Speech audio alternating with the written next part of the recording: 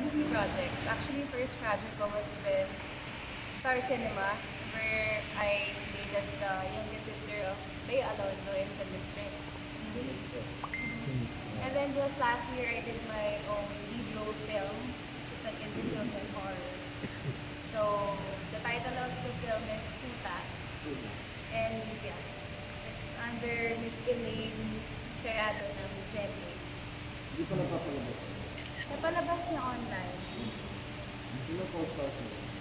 Sila Buboy Villar, si Chino, yung impersonator ni Lisa Pino, and Jerry Alias. Ilang years ka ba alis sa China? 3 years. At 3 years. Bakit ano? Noon pa ba gusto mong maging beauty queen? Ba't mas nauna yung pagiging artista kaysa sa... Actually, na-discover nila ako sa beauty pageant. Ay, Sa kilala sa televised akin. beauty pageant, sa Happy Hearing.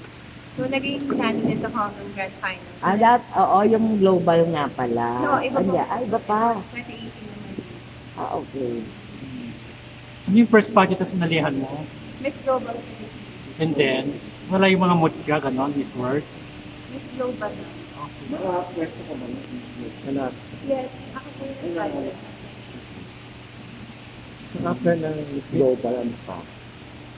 Now, Miss Universe. Second pa lang. I've been away for a long time kasi since 2018, na paano yung adjustments mo in terms of your pasarela, your training? Are you ready para sa Miss Universe? I can say na I am ready kasi I've been doing trainings with my Kaya Academy since 2018. So, parang ano na lang, muscle memory na lang din. And then, since nag-announce yung Miss Universe na nga, na pwede ka ng single moms, nag-train na talaga ako agad dito the next day. So, yes, I've been quite ready.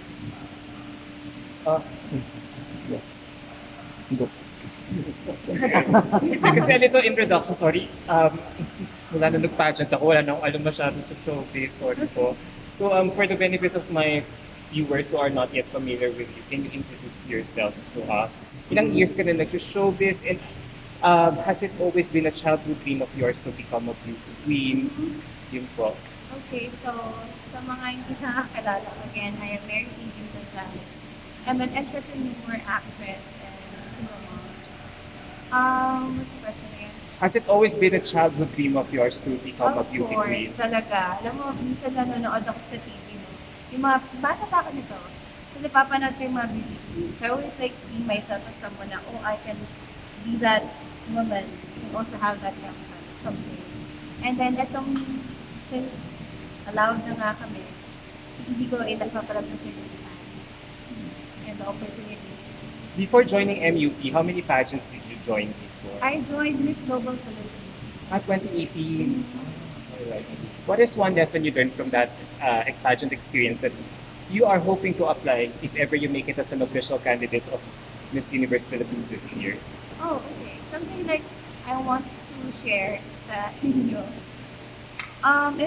Yung Miss Global 2018, I was also the only single mom na candidate. So the rest are puro dalaga, ganun.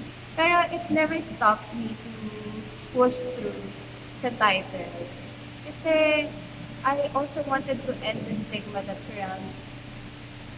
surrounds the solo parents or being a single mom.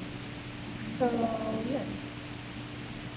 Do you think single moms like you have more to offer as a pageant contestant? Kasi you give a full life compared sa mga single contestants. For me, no, I can say na I have the first-hand experience. Ganun.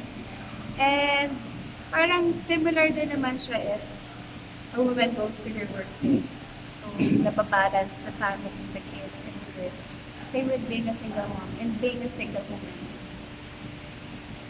Pero ano yung chances na, kasi bukas pa lang ngayon, ano yung expectation mo, ano yung chances mo, sa tingin mo? Chances.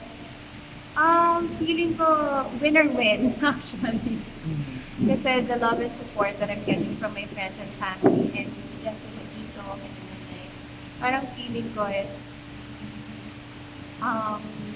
yun yung nagpo-push sa akin